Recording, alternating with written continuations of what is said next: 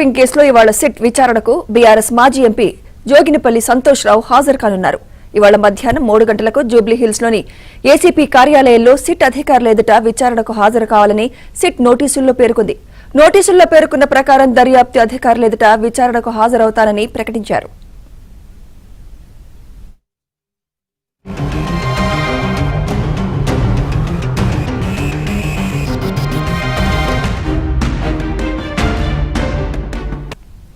BRS మాజీ మంత్రులు హరీష్ రావు, కేటీఆర్ తో పాటు ఇతర పార్టీల నాయకులు, అధికారులు, మాజీ అధికారులు, సాక్షుల్ని కూడా నిర్ణీత తేదీలో ఉదయం 11 గంటలకు విచారణకు హాజరు కావాలని సిట్ సూచించింది. కానీ సంతోష్ రావును మాత్రం మధ్యాహ్నం 3 గంటలకు విచారణకు రావాలని పేర్కొంది. అయితే 4 రోజుల క్రితం కేటీఆర్ ను విచారించిన సమయంలో ఈ కేసులో ప్రధాన నిందితుడిగా ఆరోపణలు ఎదుర్కొంటున్న రాధాకిషన్ రావును అదే సమయంలో సిట్ కార్యాలయానికి పిలిచి విచారించారు. దీంతో సంతోష్ రావును విచారించే సమయంలోనూ అదే పద్ధతిని అవలంబించే అవకాశాలు కనిపిస్తున్నాయి.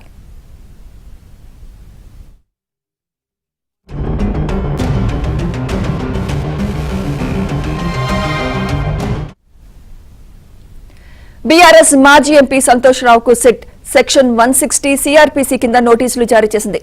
పంజాగుట్ట పోలీస్ స్టేషన్లో నమోదైన కేసులో తమ ఎదుట విచారణకు హాజరు కావాల్సిందిగా నోటీసుల్లో పేర్కొంది. ట్యాంపింగ్ కేసు దర్యాప్తులో భాగంగా కొంత సమాచారం సేకరించాల్సి ఉందని తెలిపింది. అయితే ఫోన్ ట్యాపింగ్ కేసులో సాక్షులుగా పేర్కొంటున్న వారికి, ప్రత్యేకించి బీఆర్ఎస్ నాయకులకు జారీ చేస్తున్న నోటీసులు ఐపీసీ సెక్షన్ 160 సిఆర్పీసీ కింద ఉంటున్నాయి. ఈ సెక్షన్ దర్యాప్తు అధికారికి విచారణ సమయంలో సాక్షులు, సంబంధిత వ్యక్తులను హాజరు కావాలని ఆదేశించే అధికారాన్నిస్తుంది. ఈ సెక్షన్ కింద నోటీసులు అందుకున్న వ్యక్తి ఒకవేళ విచారణకు హాజరు కాకపోతే ఐపీసీలోని సెక్షన్ 174 కింద ఉద్దేశపూర్వకంగానే హాజరు కానట్లు భావించి అరెస్ట్ చేసి రిమాండ్ కు పంపించే అధికారం దర్యాప్తు అధికారులకు ఉంటుంది.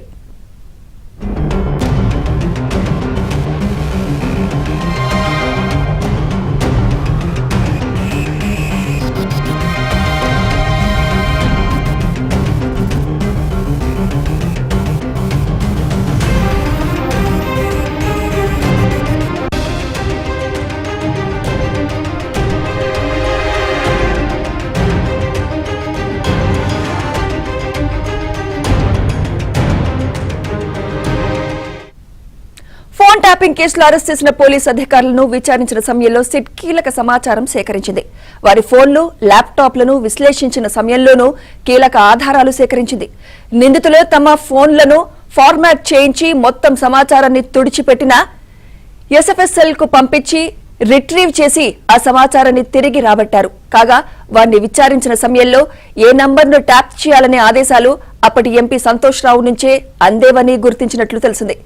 అప్పటి ఎస్ఐబీ చీఫ్ ప్రభాకర్ రావుతో పాటు టాస్క్ ఫోర్స్ డీసీపీగా పనిచేసిన రాధాకిషన్ రావు, ఎస్ఐబీలో డీఎస్పీలుగా పనిచేసిన ప్రణీత్ రావు, మరికొందరికి సంతోష్ రావు నుంచే ఆదేశాలు అందినట్లు సమాచారం. దీంతో విచారణలో ఇదే అంశంపై ఆయన్ను ప్రశ్నించనున్నట్లు తెలుస్తోంది.